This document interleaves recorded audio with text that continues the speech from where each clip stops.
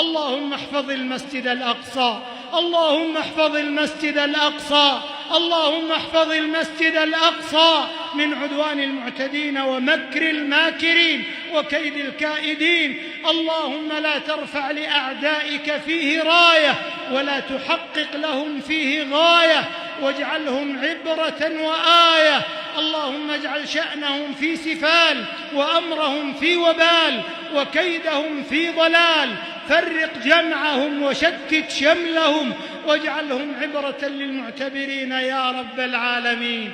اللهم بارك للمسلمين في أعمارهم وأعمالهم وأوقاتهم. اللهم من أرادنا وأراد ديننا وعقيدتنا وبلادنا وأمننا وولاة أمرنا واستقرارنا وأهل الخير والحسبة والعلم والصلاح فينا، فأشغله بنفسه ورد كيده في نحره، واجعل تدبيره تدميره يا سميع الدعاء.